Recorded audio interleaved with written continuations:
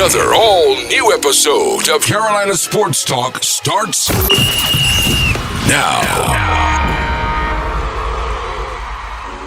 Can y'all feel that? Can you feel that thing that's oozing out your doggone hands? That thing is beating your doggone chest right now. Can you feel that?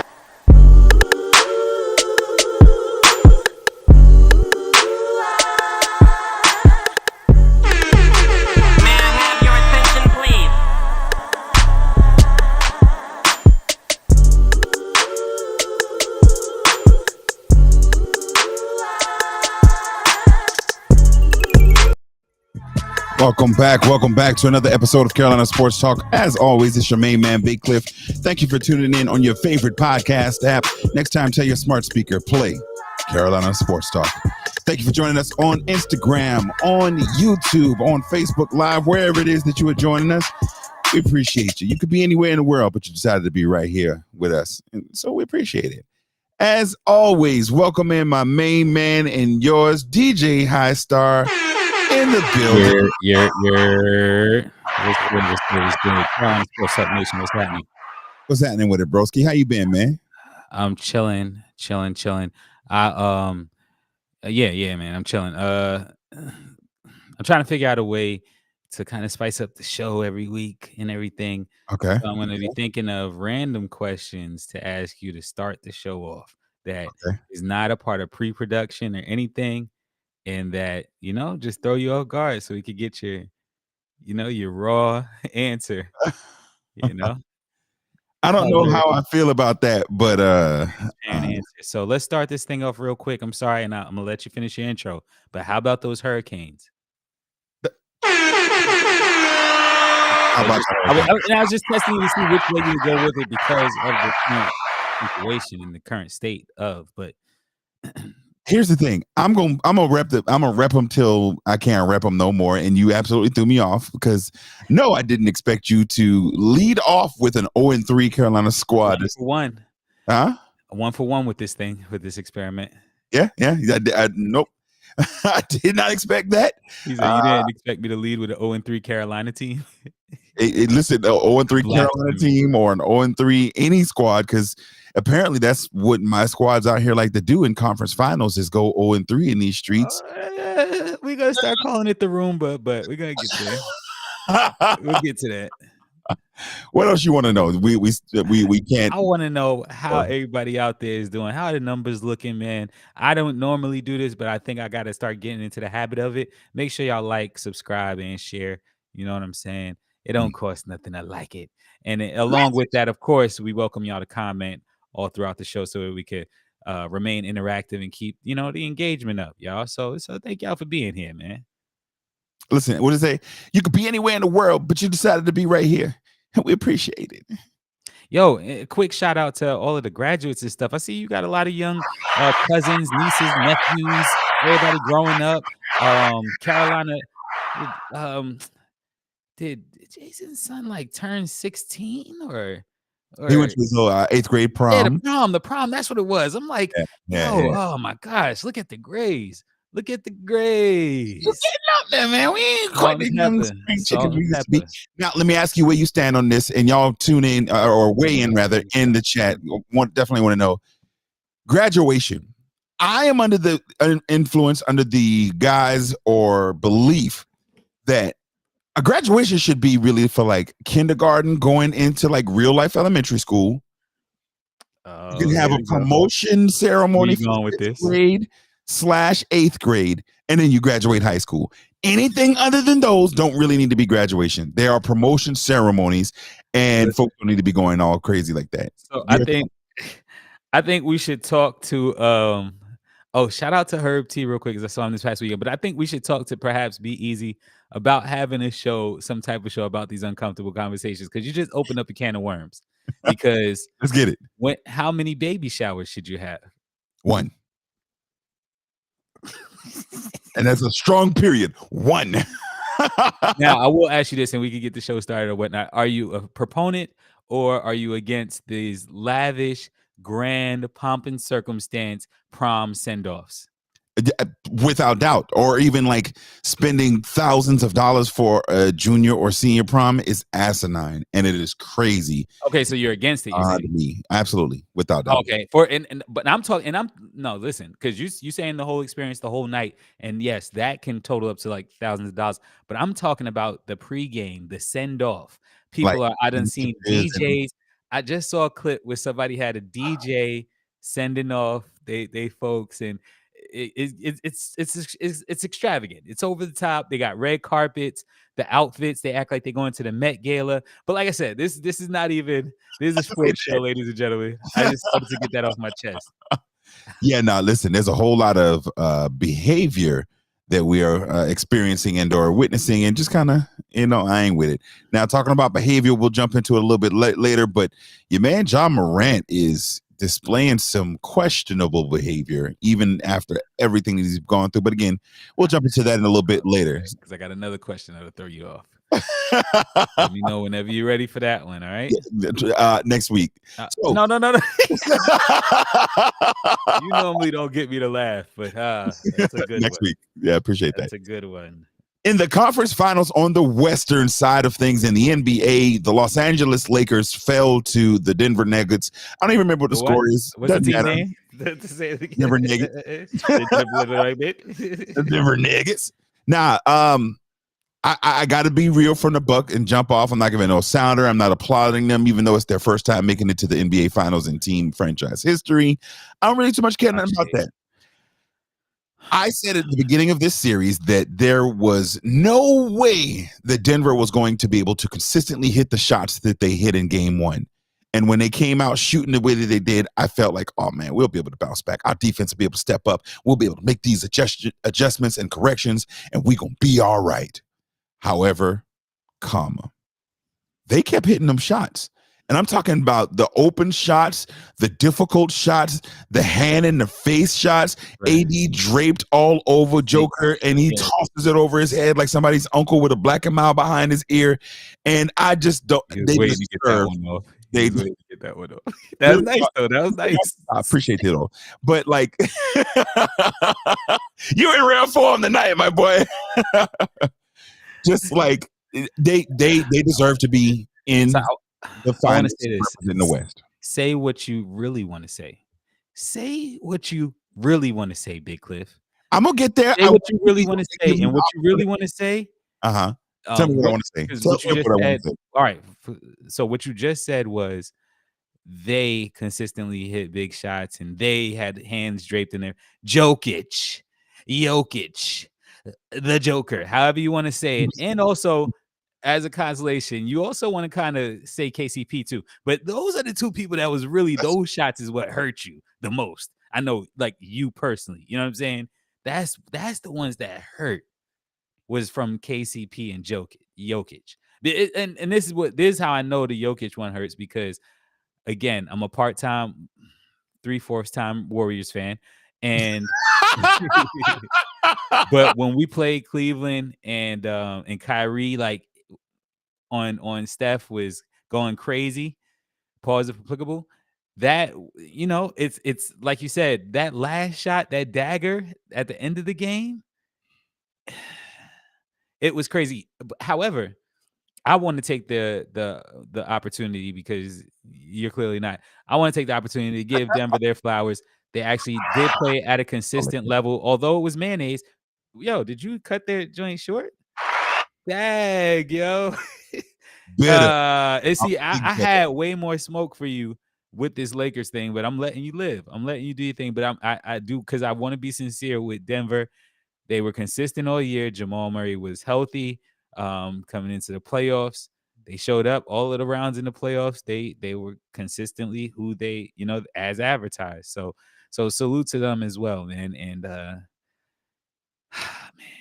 Listen, when Aaron Gordon has 22 points, another good contributor, yeah. Michael Porter Jr. with 15, the Joker with 30, Jamal Murray with 25, KCP with 13, and then 3 other players in single digits, bro. There's not much that can be said or done to even try to combat that.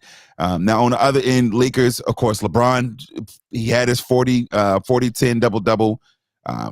Rui he had double digits. Anthony Davis had 21. Austin Reeves has made himself some money in these posters. Absolutely, without a doubt. Without a doubt. I was really, really excited to see that he recently said and talked about how, he wants to stay in LA. He hopes that, it feels like home is where he's supposed to be. And I agree. It's where he needs to be, where he should be. Somebody else is going to offer him a whole heaping lot of money. And I'm hoping that home feeling stays there and is enough to, but ultimately I think it's a good fit. Now, that leads to one important and glaring hole in the middle of the roster. At the end of the game, LeBron James was asked, what next season looked like for him. Was he considering, what was his thoughts? And he said he didn't know. And of course, a lot of people read into that. The man just lost in season 19. This was his 19th season, or 20, excuse me.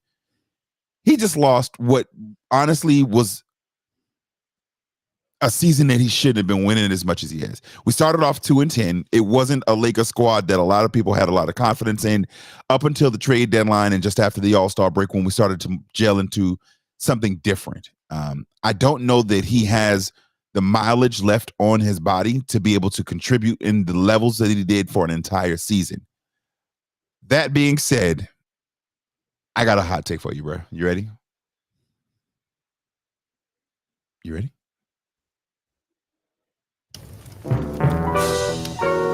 It's hot.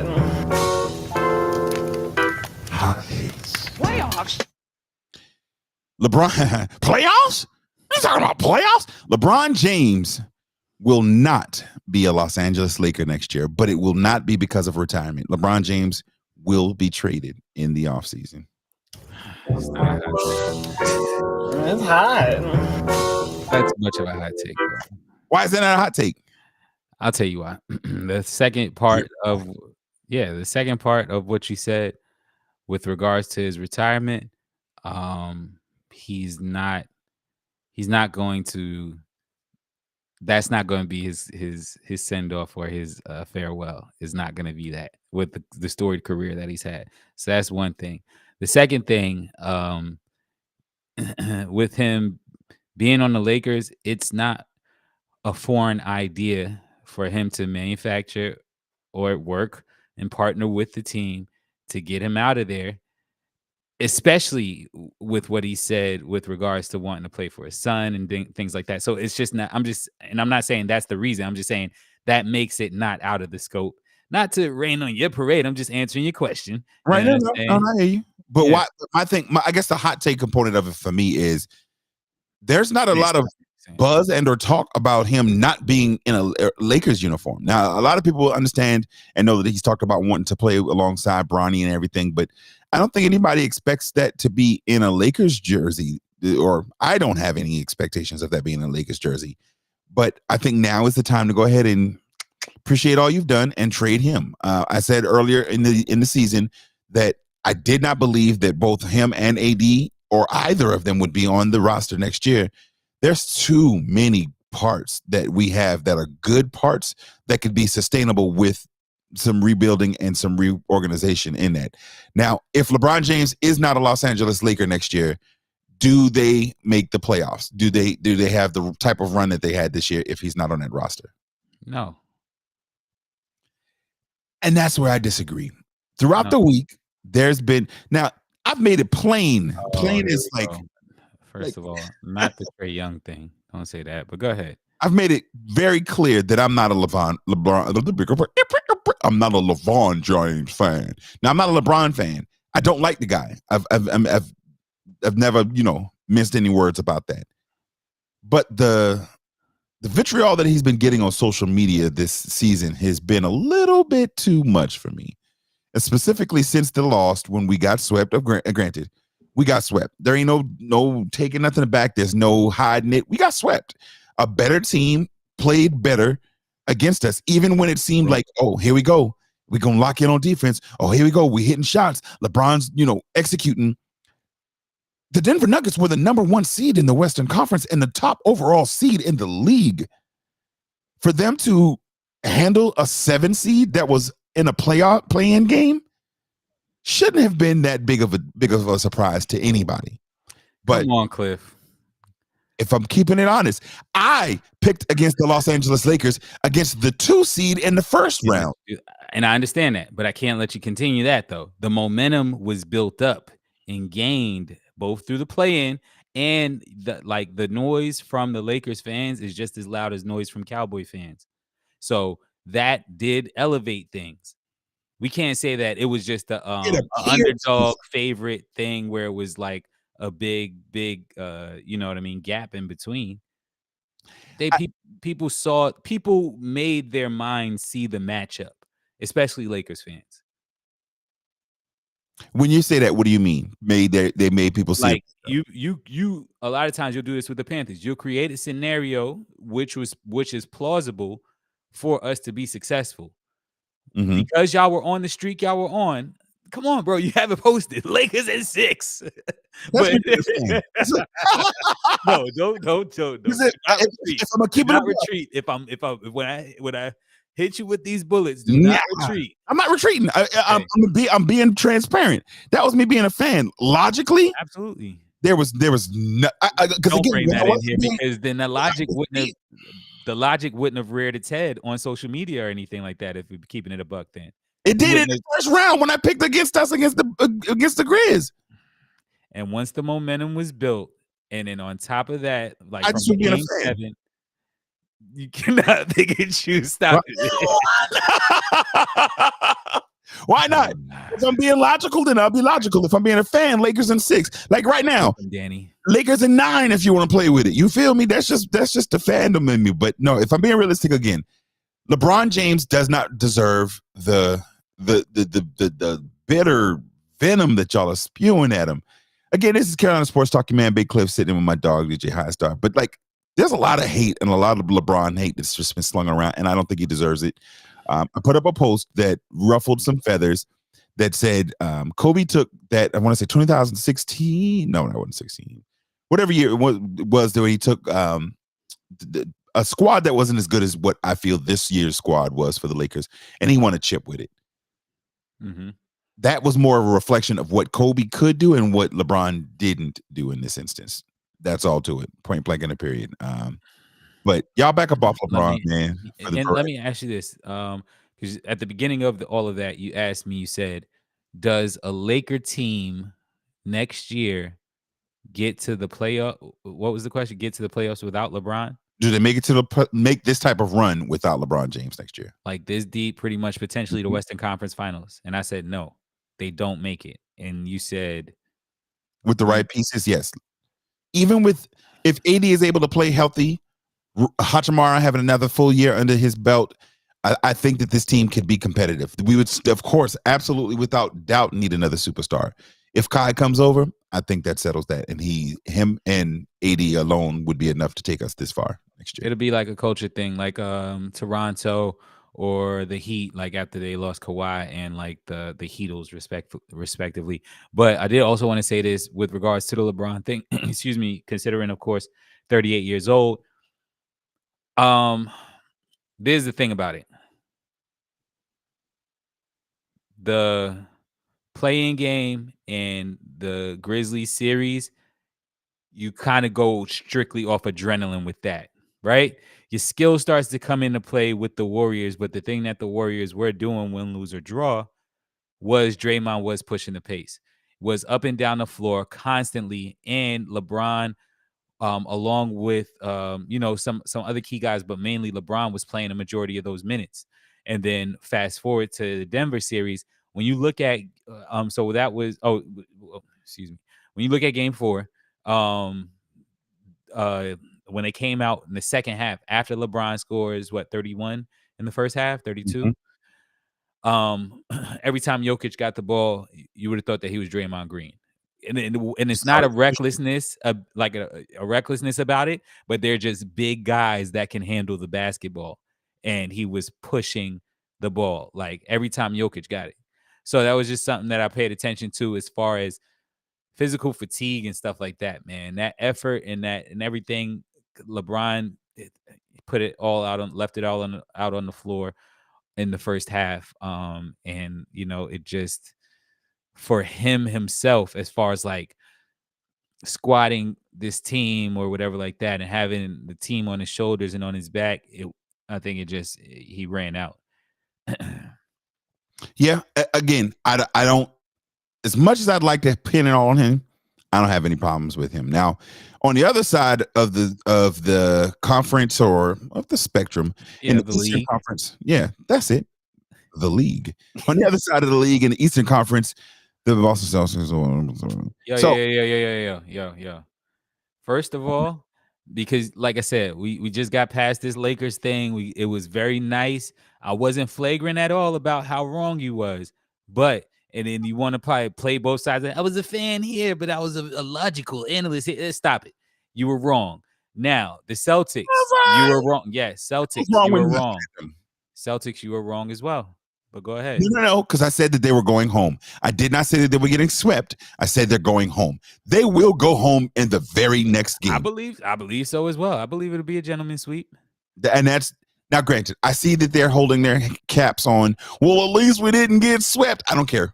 As long as you don't get 18 before us, that's all that really matters. As far as I'm concerned, basketball is over and I'm ready for football. Period. That's unfair to the fans. It's unfair, Cliff. Like you see, this is the accountability episode, Big Cliff. I'm not letting certain stuff slide. That's unfair. What aren't you letting slide in this? You have to be vested. Your energy has to be there. Your attention has to be there for the end of the season, bro. I will cover this finals as a professional. I will not watch it for entertainment, period. Because nothing is entertaining about Denver against anybody basketball, else. Man. It's good basketball. It's almost like watching the Spurs. I hated the Spurs when they were in the high. You thought that David Robinson and Tim Duncan and them with that ugly, slow, fundamental basketball was good basketball? Yeah. No. Absolutely. It was championship winning basketball. It boring. It was paper drying, bro. It was paint drying on the wall. Who Jokic reminds me of? Who? Fury. The boxer. Big, boring, white, but no disrespect. I'm just saying, like pointing out the clear. Pointing out the clear stuff out. But like people would not expect them to be like athletic, and Fury is surprisingly athletic. He like strong. He got hands. You know what I'm saying? And good hand speed. And then Jokic, like his handle. Of course, you see his shot, his passing, his IQ, and all of that. He sees the play before it happens. So both of them kind of remind me of each other because and then it's always that famous picture of Jokic when he was younger, looking like a kid. Exactly, looking like the Sandlot or something like that. Exactly, the great Bambino. But Celtics survive. We try to go viral today, yo. We just ratchet. Let's get it. Hey, never mind. I'm not even gonna go there. Yeah, never mind. Because there's boundaries upon which what I mean. But nonetheless, ultimately the Celtics are done, and the Heat and Denver in the finals. Now, if we're gonna give a quick preview to that, what are you kind of looking forward to? I guess if you want to say that in the Western Conference representatives taking on the likely Eastern Conference with the Miami Heat. I am.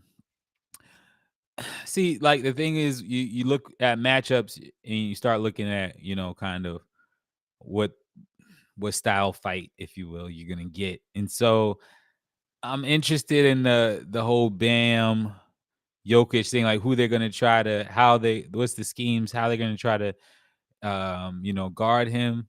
Mm-hmm.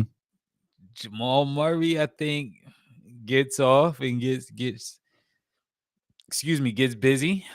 Jimmy Butler, I feel like, of course, is gonna have 2 to 3 games where he's gonna show up and do his thing or whatnot. And again, this is all contingent on something crazy not happening with Boston. It's still going to be a task for them to go into Boston to take care of business. But again, go ahead. Well, okay, because we didn't really talk about the game itself, but if we're going to talk about it, yeah, the 2 things that I don't foresee them having, and Jimmy Butler mentioned this in the post game, is the turnovers that they had, which was insane, and they were wilding a little bit. It reminds me of the Warriors team when they get unhinged and have to reel it back in. And then the shots that they were missing. There were shots that Jimmy Butler point blank missed at the rim that he doesn't normally miss. Strus, Duncan Robinson, all of them boys are gonna come to play. Now your other man's little light skin with the cornrows. He looked like your man from Crux Media, short dude from Philly that did the freeway. Never mind. You don't know what I'm talking about? No clue. My man, my homie. But anyways, but I'm talking about I think not Caleb Martin, but there's one that looked like him. There's somebody that looked like. There's like 3 of them on Miami that all look alike. All look alike. Yeah, and one of them hurt his ankle. Had a high. Players. One of them had a high ankle sprain yesterday, and well, they called it a tweak in the game, but you could see what it was whenever it happened. So, yeah, they're gonna take care of business. But what they'll have to do against Denver, I think, is try to find a way to neutralize Jokic and Jamal Murray. Like, honestly, he's making a name for himself in this postseason, kind of what he wanted to do the year that he got injured. And he's like, all right, this is my opportunity. All right, let's go. Like, it's all my time to shine type dude. Here's the thing. Boston will not win this series. I am so confident that on this here TV program, that's technically not TV, but on this here podcast, if the Celtics of Boston come back and win the Eastern Conference Finals, jersey, I will purchase and wear a Boston Celtics jersey on my birthday. I'll get that. You heard it here. Now, I'm not worried about that at all because at homecoming. No, bro. No. Speed that up, son, bro.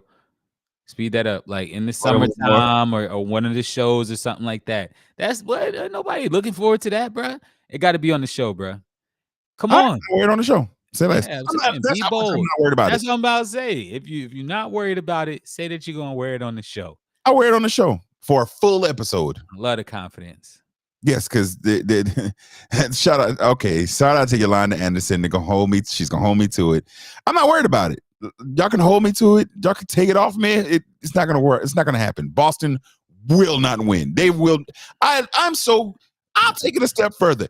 If Boston wins the next game, I'll go get a T-shirt and wear the T-shirt on the show. Now he's edging on wilding, y'all. But let him rock. Shout out to Derek, Big Brother Freaky Dog or Indecent Exposure. Yes, the Qs have wild nicknames, y'all. But shout out to him, the one of the few Celtics fans that I know. So yeah, I just told him I'll give him a shout out on the show. That's all. Oh well, shout out to bro. Yeah. So again, over under 60% chance that LeBron retires. Over under a 60% chance that he retires. Way under. So you think it's more like 0%? Close to like 15 to 25%. 15 to 20%. I'm closer to 0% myself. No chance that he retires. He's going to get traded. But there was another member of the class of 2003 basketball draft class. Yeah. See what I did there? Shout out to Carmelo Anthony. That is not. Yo, respect. Hold on. We're not going to do this, man. Shout out to New York and Baltimore's very own. New York, Syracuse, Brooklyn, and Baltimore. Want to say it the same way that I claim New York and Charleston. Similar. Product of Syracuse University. First drafted by the Denver Nuggets and stalwart in the face of the Knicks, the New York Knicks, for so long. Shout out to Carmelo, Marcello, Bartholomew, and no, I'm just playing. Because people be acting like, no, when people are fans of players, they be Michael Jeffrey Jordan, Cameron Jarrell Newton. Be quiet. Yeah, be quiet with all of that. What's but LeBron's anyways, name? Huh? Does LeBron James have a middle name? Yeah. What is it? Cornelius. This guy. But yeah, shout out to Carmelo, whatever your middle name is, Anthony, on a storied career, man. Do you want to get started? Do you want to start? LeBron's middle name is Raymond. Just I knew that. randomly, I didn't. I didn't But know that. now I give Carmelo his props. I honestly, I believe he's a first ballot Hall of Famer. Respect. I like that. Respect. I do. Although he Off never of the won a chip. scoring? Say again. Off Because of his of his scoring? his leadership, all that he was able to accomplish in the Olympics. See, Come on, bro. I know. Go ahead. He was one of the greatest players that this generation has ever seen, and he developed and matured his game beyond what it began as. And even in his latter years, when he just became a role player or a bench guy, he adapted into that role and was a leader and veteran. A veteran leader within a lot of locker rooms. And so there's no doubt in my mind that he's the first ballot Hall of Famer. When you're saying that, though, you're saying so Canton is NFL? Canton is NFL. Springfield, I think, is Springfield, maybe. But nevertheless, with the NBA, you saying like the Pro Basketball Hall of Fame, or excuse me, the Pro Basketball Hall of Fame, that's the big one that everybody like votes on and stuff like that. Okay. So I mean, because would that take the Syracuse chip into, of course they would be read off at his resume and stuff like that, but does that even take that into consideration, if you will? You know what I'm saying? Or is that still considered kind of amateur, I guess? And then they have their own Hall of Fame as well, of course. They do. And I think that although it won't directly be affected, it's something that's in consideration. The way that he did. And it's, as they're looking at it, it is Springfield. But to say you make the Naismith Hall of Fame for the game of basketball, I think his professional career is the primary dominance that's going to be, considered for that. But again, with the Olympics, with all that he did at many stops throughout the league, in his New York days and in his Denver days alone, I think those two primarily were enough to make him a Hall of Famer. But add in what he was able to do later on, even with the Lakers in that brief time that he was there with us at the Portland as well. I think he's a first ballot. What do you think? Oh yeah, come on, man. That's my guy. Absolutely. Like I said, I don't like, so when when a lot of the Melo hate comes up because of the class that he was in, they've got this meme that has like his varsity jacket or all-star jacket, then like I think Kobe's, then LeBron's, and theirs are all decorated, and he got like one or two little all-star, little first NBA all-team patches.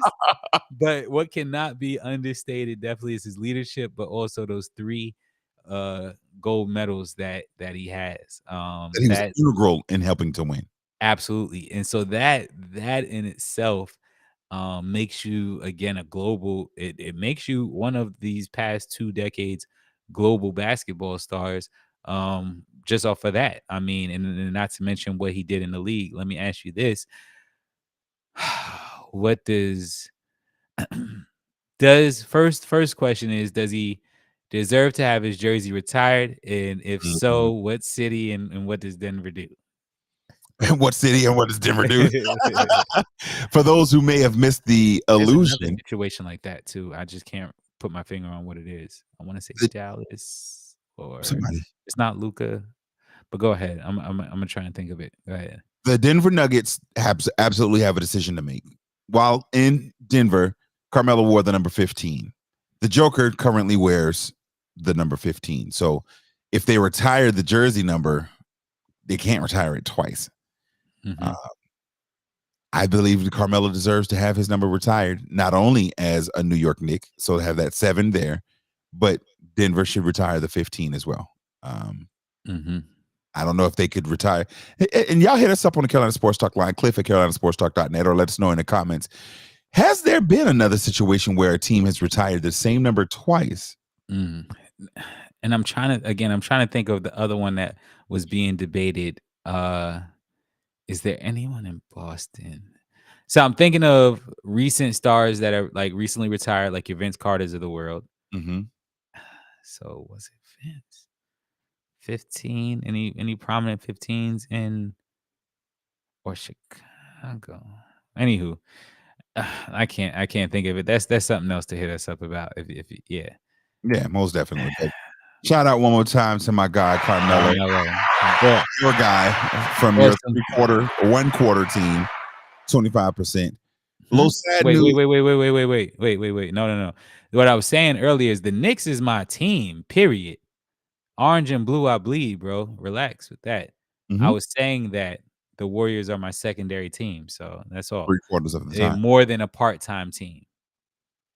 The ratio you gave was 3/4, so 75%. So more than right. So they are more than a part-time team for me, because I think that part-time would be indicative or have a connotation of 50% of the time or less.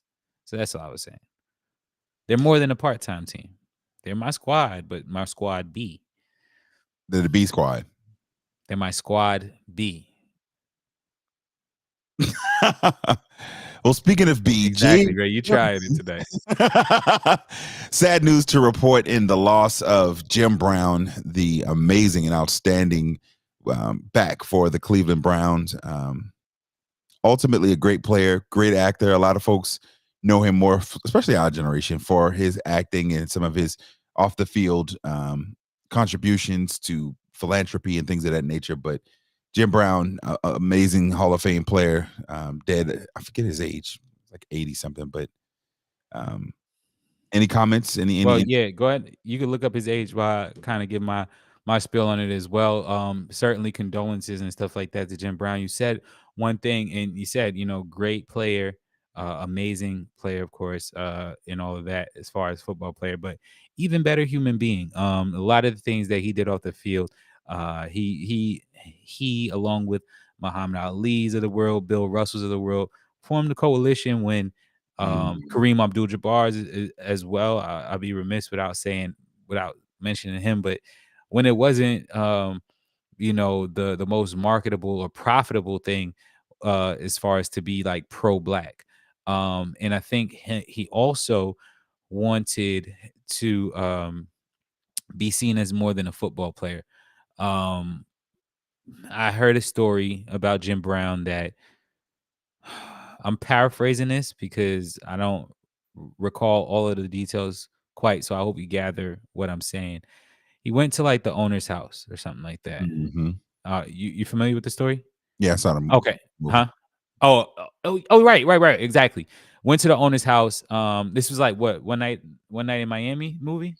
Yes, right. Okay. So he goes to his owner's house, and they ask him to stand outside on the front porch and wait while they go inside to get the owner or whatnot. And in the movie, of course, they make it seem like that's the catalyst. That was the straw that broke the camel's back, where he decided that he was done with football. But I could just imagine all the things that he was going through and stuff like that back then. The other thing I wanted to say was the first time that I saw Jim Brown on screen was I'm Gonna Get You, Sucker, I believe. I believe that. Okay. So that was my first time seeing him on screen. Just like homie that played James Evans, because I believe he was a pro football player at once as well, I believe. But just like them, they were just the comfortable black guys to see on TV, as far as like I'm showing my age, but yeah, the early 90s, late 80s and stuff like that. The shot in cameo on Jamie Foxx show. Do you remember that episode? Charles Woodson, him, LT, I want to say. I think they all played football against him. It might have been like a turkey bowl or something like that. Oh, that was Fred. It was Fred Williamson, I want to say. Okay. But shout out to my dog Commodore. Y'all boy, don't talk about LeBron and the Fakers. We have actually talked about LeBron and the loss. No, it sounds like he wants to get back into it, bro. Yeah. So he wants to get back into it. So if you thought about like where LeBron would now, this guy. I do. So as we continue down our quick hits, wrapping up this episode, new emergency quarterback rule in the NFL. I'm not sure if you had a chance to peep it out, but essentially it allows for teams that carry two quarterbacks actively on game day to have an emergency quarterback to dress out and or to be activated in the event that they have a loss of their first two quarterbacks. This is a rule that's directly a reflection of what happened in the NFC Championship game when the San Francisco 49ers lost both of their starters and could not continue, and it looked a mess. The league wanted to do everything they could. Right. Christian McCaffrey, talk about hike. Exactly. Let's let Christian. Let's let the running back go out there and throw it. It's good for the game. But what are your thoughts on being able to activate a third quarterback off of the emergency list? I'm happy that they're ever evolving, growing, and changing. Thinking about things like this, as far as when you think about what does the competition committee have to even think about? The game is set, stuff like that is things that can help. So I mean, it's nothing that I have bad to say. It's nothing that I have bad to say about that. Commodore asked the question in the chat. So Cam gonna have a job? I hope so. And then at the same time, I don't believe that Cam Newton is a starting quarterback in the National Football League anymore. Especially because they expect quarterbacks to throw, and that guy can't do that anymore. But that being said, at the minimum, he should be somebody's quality backup. He talked about he put out a list earlier in the offseason of teams that were his preferred destinations if he were to sign a backup role. Mm-hmm. And Bryce Young and the Carolina Panthers were one of those teams on that list. He is absolutely at this point an emergency guy. He's the one that, we didn't game plan for this guy. We don't know what to do. He might can run 2 touchdowns in on us. He might can sling it just ever so slightly. I think that this does position for players like him and others to be able to be effective and gap filler. Money. Exactly. Yeah. So speaking of draft prospects and or changes, there are some rumblings up here in the Queen City that the NFL draft may be hosting a draft here in the city of Charlotte. They've been taking a look at several parks and kind of getting the legwork done for some logistics. What are your thoughts on a potential NFC or NFL draft here in the Queen City? I'm cool. I'm good. You don't want it? I don't. Talk on that. It's not that I don't want it. I just can't get my words together, but I don't care. I wanted it to sound more sensitive and stuff and with more couth, but I don't care about, I am consistent with that though. You know that. But I don't like the draft. Yeah. All the extra stuff. And it doesn't even, to me, it doesn't make a big enough splash economically where I could be excited about it either. I disagree. I don't disagree. Clearly, because you just No. But listen to what I'm saying, though. Okay, go ahead. I do believe it will make a splash economically. It'll give us a bump Charlotte-wise. But right. I've been here for All-Star Weekend. I've been here for, playoff time, of course, with Panthers football and NCAA bowl games. I think the Bruz Conclave produced or generated more money than the NFL draft will produce in Charlotte. Yeah, but that's different because it's 675 million Bruz. Yeah. Don't step on my point. So how many days would that put us at with the actual event? Because I know outside of that, you and I could argue for days as far as lodging and people going flying for this and different events, but the actual draft itself would go to how many days? The actual draft itself would be from Thursday through Saturday. Okay. The draft events, however, would probably take about a week's worth. Here you go. What did I just ask, man? You said the actual draft itself, but there are right. And I specifically asked you not to. All of the, I'm saying the folks coming in town to set up. I specifically asked you not to bring this up because again, that could be ad nauseum that we talk and discuss that. That's a variable that we just wouldn't know. Yeah, okay. I could support what Commodore is saying, but my point still remains as well. And I don't think that. I'm sorry. Go ahead. For those listening on the podcast, Commodore comments in the comments in the comments. It's a step towards getting the Super Bowl. As much as I'd love to believe that, I don't see them bringing a Super Bowl to Charlotte. But at the end of the day, it does give the perspective of, this is what Charlotte feels like. And so it could open some doors that otherwise may not be able to be opened. So I do. Why do you say that, though? Bank of America? the stadium's not, the capacity of the stadium's not enough for the league to want. Exactly. I think the nosebleeds still kind of rock when you're up there. So yeah, you're right. Like shake it. If the wind blow too hard, you got to hold on to something and worry about. Imagine somebody performing at halftime with the stadium. They don't have the capacity. And then the infrastructure of the city and all of that too. It's just right. It'd be horrible. Many people. Yeah. Now for the draft, we all on that. Maybe even getting a little Pro Bowl type situation. Maybe not the Pro Bowl, but so they wait. Because last year's Pro Bowl was what? Miami, the Yams? Mm-hmm. So they just bought it out of Hawaii how many years ago? 3 years ago. Okay, got you. 3 years ago was the first year that it was. I don't think we need that. We don't need the Pro Bowl. That'll be a bunch of ladies getting pregnant by. And I'm sorry, too soon. I gotta catch myself sometimes. Oh man, listen, if they want to see, because when I start, then you keep going. Yeah, that's what I'm saying. Yeah. Once I see be responsible. Doors open, okay. You gotta be responsible. Oh, that's what Jerome on. That's what I start on. Let's get it. Yeah, nah, bro. Now we're talking about how the draft could change the city or even kind of help promote it, but. We talked last week about a $500 million hit that the team valuation of the Charlotte Hornets suffered as a result of getting the second overall pick, but not the first. I want to talk for a second. What do you think that the second overall pick could and will mean for this franchise? I like what you did there.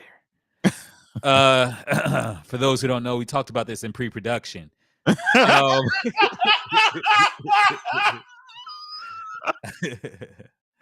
ahead, man. I feel like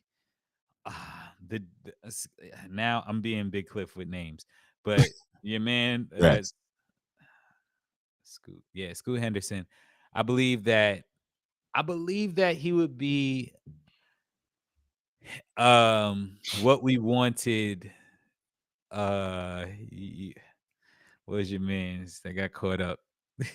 With the domestic violence and stuff for the Hornets.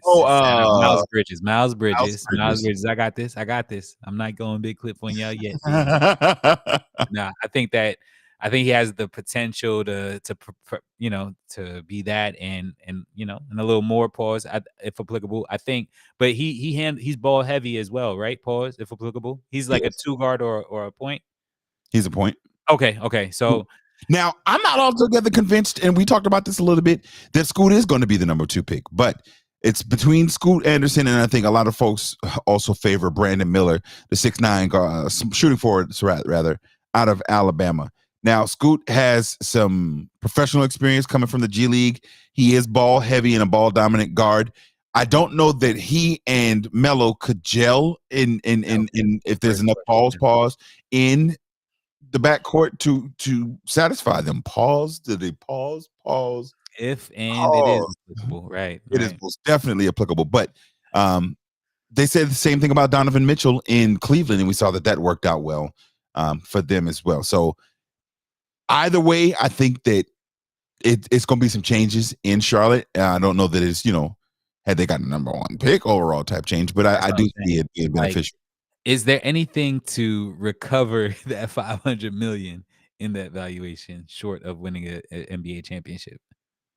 Oh, because you added that caveat just now, I'm gonna go ahead and hit you with nah, that ain't no thing. Now, had you said, is there anything they could do? Win a championship, but anything short of that? No. Not even trade for LeBron James. Not even trading for LeBron James. Don't do that, bro. LeBron James in Charlotte would be farewell to it. Farewell to anybody watching any more of your games. Ain't nobody watching LeBron in Charlotte, bro. Turn it around. They're gonna turn around and go watch something else, dog. No. LeBron James coming to Charlotte would be as bad as if he went to Orlando, as bad as he talked about the Magic. LeBron in Charlotte. I wouldn't go watch LeBron James in Charlotte and we get free tickets. No. Shout out to trash. Shout out to the bros. You know what I mean? But yeah, no, LeBron in Charlotte would. All right. Yo, it's enough on DJ Highstar, man. And my fault. Go ahead, bro. Yeah, because your face started. You was just disgusted by that take. Yeah, All right, I'm just throwing it out there. What we could do to get the 500 mil back. I mean, maybe Bronny. Bronny, realistically. So I was partly right just now. Yeah, you were right. LeBron James coming to Charlotte would help with evaluation to increase the team. It's LeBron James Jr. Exactly, LeBron James Jr. I knew I was on to something. Man. Now, speaking of famous people repping for the Carolinas, now I don't know if you guys had a chance to see it, but there was a nightclub that was popping out in Japan recently.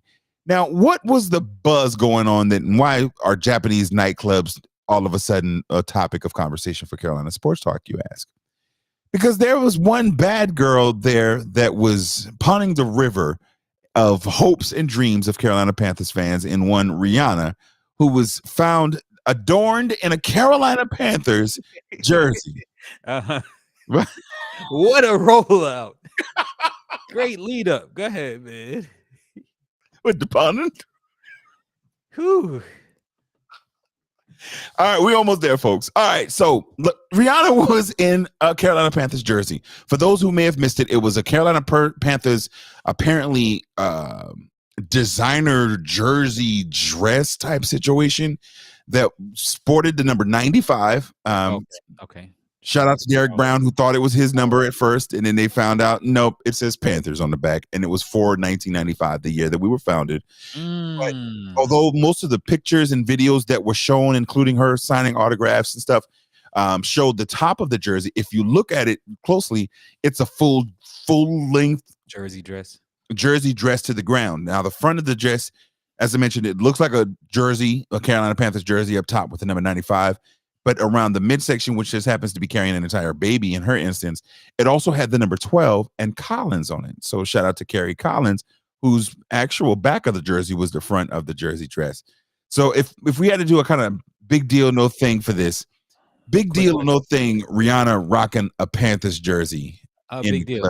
Big deal. Quick question about that. Yes. 95, though. Charles Johnson, did he wear that? He did, but 90. Derek Brown?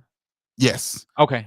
I just wanted to make sure I wasn't tripping. That's all. That's the only reason I even asked. All right, but why you say it's a big deal her wearing jersey? Marketing for the team definitely continues the momentum that the team has as far as with the first round draft pick. But that's fly, because now I'm curious about what her connection with with the Panthers and with I'm sorry? You're saying was her connection to the Carolina Panthers or just the quarterback too? I honestly just think she was just, who's the number one pick? Oh, we're gonna rock their jersey, and she just probably wore. Oh yeah. So wait, you don't like my New York accent? You don't like the Ponder River Rihanna? None of that. So you're just not feeling none of that right now. Ponder River accent. It's not that I don't like it; it's that I hate it. There's levels to it, right? And actually, I'm going to go ahead and I can take this now. I believe I'm going to be able to put up. Not going to be. So make sure you follow us on social media, and I'll just upload a picture there for y'all to be able to see. Now, one picture. So before I go back, let's say, because I got a question that's going to give you a perfect segue, and I just recommend that you allow me to ask my question at one of these random moments. But go ahead with what you're doing. Hey, you know what would be awesome right now, DJ Highstar? What's that? If you asked me a question that was going to catch me off guard. Was RJ Barrett the best pick in the 2019 draft? Let's talk about it. Let's talk about it. A little bit of longevity. Maybe that's worded wrong because I tried to get my question out fast. Okay, well, word it better.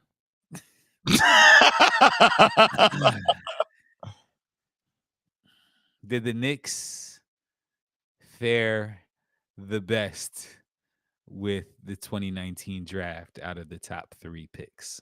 No. All right, all right, and take it easy too on your answer. But go ahead. Oh wait, I'm just saying. Go ahead. Let me see. Okay, throw Scared Straight out the way. All right, then you got Macy's prom suit section over here. Throw him out the way. City Trends dressing. Go ahead, man, because you're about to get me cranked up. Go ahead. he wasn't even the best pick in the top 10. Oh, who, RJ? Yeah. Oh, but listen, I'm just saying, the brother is healthy. The only one healthy and insane at this point. The best left-hander in the top of the draft.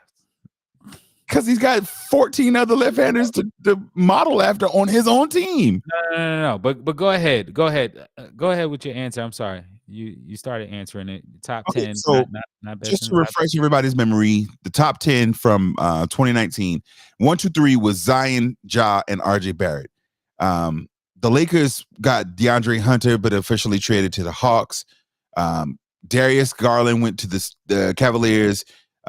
Jarrett Culver went to the Suns. Kobe White went to the Bulls, who is balling. Right. He gonna get his. He gonna get his numbers. Hayes, nobody. Cam Reddish went to the Hawks, and then Rui to the Wizards at number 9. Okay. So I gotta say I wouldn't pick him above maybe 4. Exactly. You talking about somebody? He's not even in the top 10 of his draft. Relax. So he's not top 5. Because I just said it pick 4, but go listen. No. If you could read what segue I was going to, why don't you take that alley-oop? Because I'm done with you right now. Zion still goes before him. Ja still goes before him. I do believe that Rui would, in a redrafting, Rui would go before him. Kobe would go before him. Cam Reddish would go before him. Tyler Hero would go before him. You having revisionist history, and you're looking at it from a hindsight of 2020 lens of 2020. If you got just the NBA scout, if you have an NBA scout perspective to look from, just the college resumes, he's still up there, bro. Let's stop it. Come on, man. From the college resumes or from seeing college resumes? See, your perspective didn't give that from at first. You're saying if we're looking at it, was he the best pick? No, just because you're talking about being healthy. What panned out the best? I tried to reword it. I did try to reword it. You try to switch it up on the last. No, I didn't try to switch it up. I tried to reword it because I said that I did ask the question fast. But so this is just for the listeners and the supporters out there. The people who like us that are out there, right? Because I don't want to give you guys this cacophony and everything audibly. What I'm essentially saying is Zion is not available always because he's injured. Still better. And bruh. Zion, what I'm essentially saying, y'all, is Zion is not available to play a basketball game. And number 2, Ja is looking like he won't be available either. You want to tell us why, Big Cliff? No, I want to talk about exactly. I try to tell him before the show, y'all. This is more pre-production. The name of this show is pre-production. Bing! Accountability pre-production. Ja Morant has gone on a rant, if you would, on social media.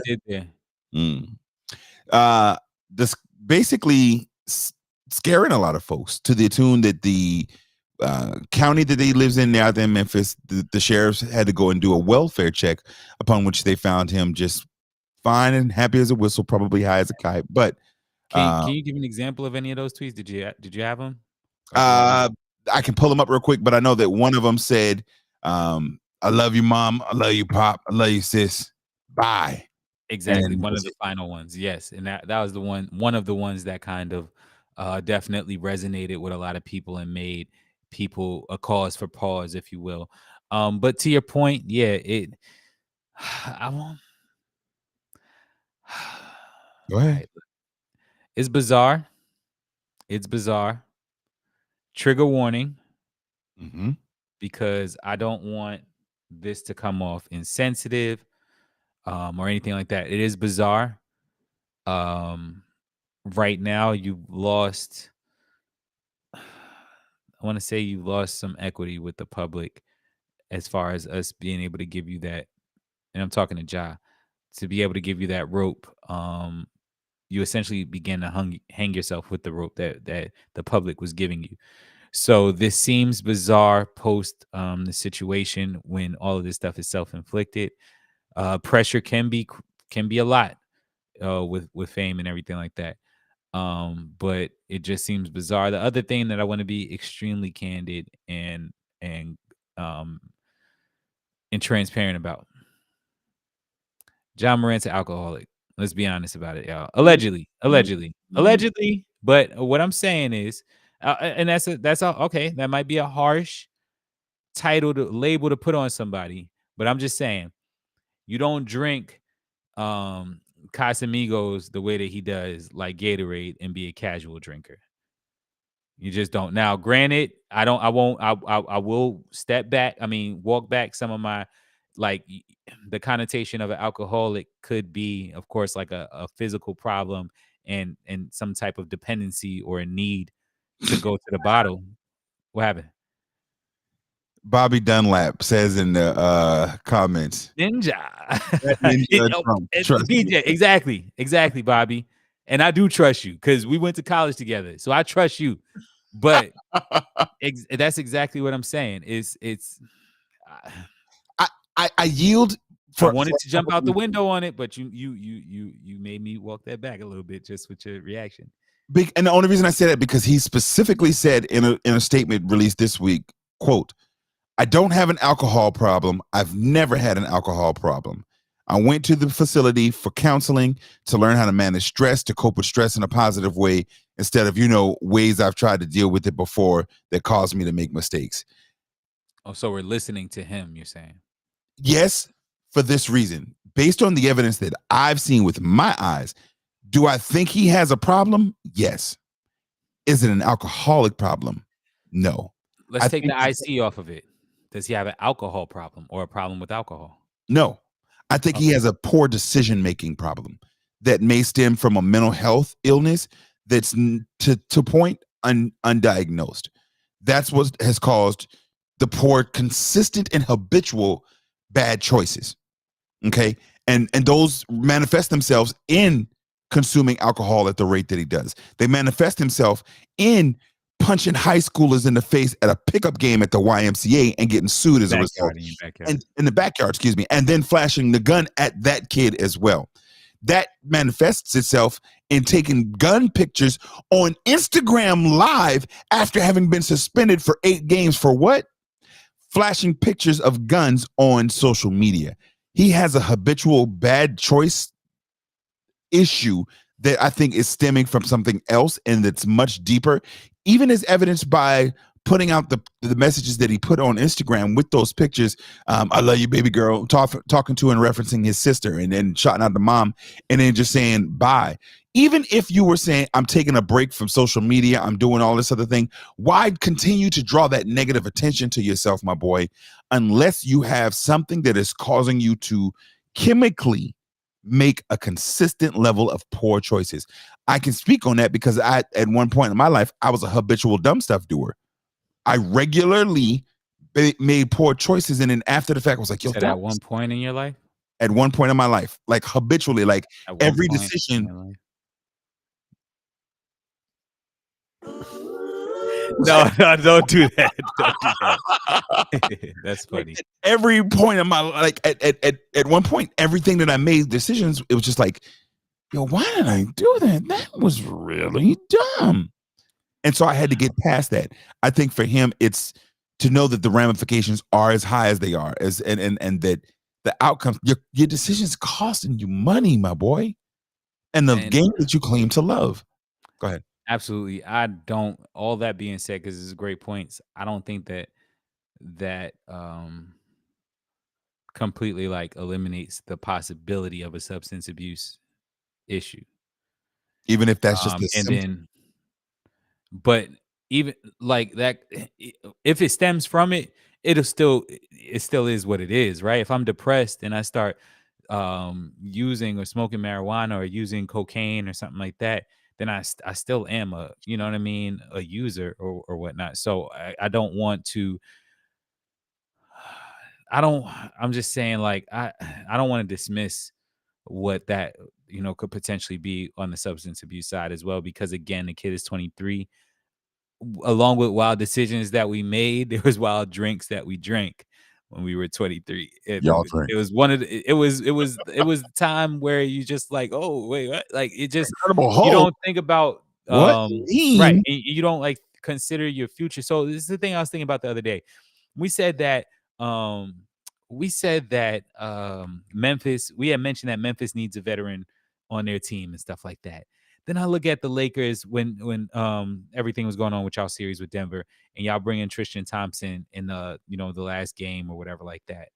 I'm like, yo, that would be like dope if it was somebody like, a Tristan Thompson or something like that. So I'm thinking, and then I'm like, just period, how difficult it is to have longevity in the association whenever it comes to just keeping a contract. So even role players that end up, and then so let alone be one of the big boys. The other thing that we didn't mention about Melo was how much bread that he's earned over his career. So if you one of the big boys, as far as when your agents negotiate for you, they know that they're negotiating for themselves millions at a time because your contract is going to be so large. You've got to protect your career. Like, I don't know how else to put it. Like, so you can, like, if somebody sat down with Ja right now and been like, yo, do you see yourself in the league 10 years from now? Anybody could just say, yeah.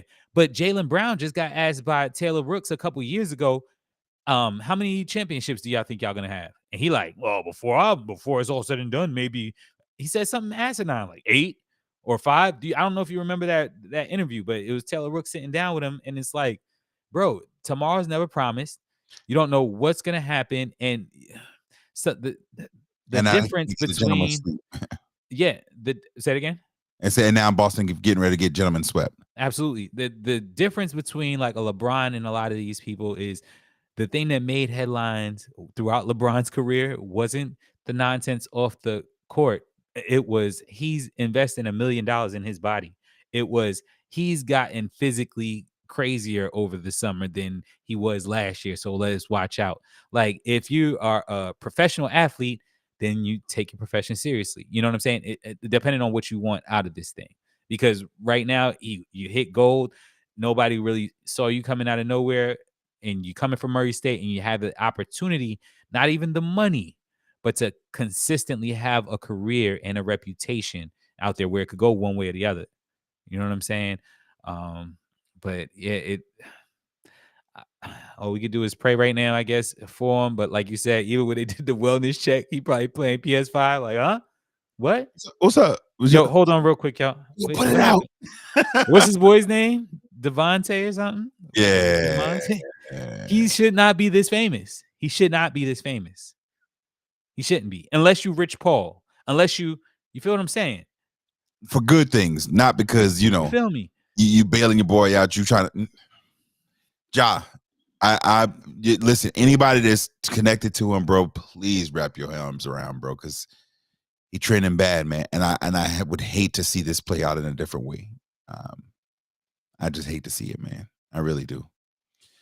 That's going to wrap us up for another episode of Carolina Sports Talk. Dog, anything you want to highlight to people before we slide out of her? No. Chucking the deuces. It's a nah for him.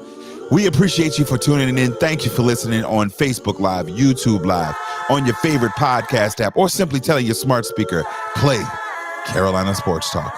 You can hit us up on the Carolina Sports Talk line, Cliff at carolinasportstalk.net. Make sure you get your Carolina Sports Talk t-shirts available now, wherever you just click the link right there on the screen. How about that? Until next week, we out. Peace.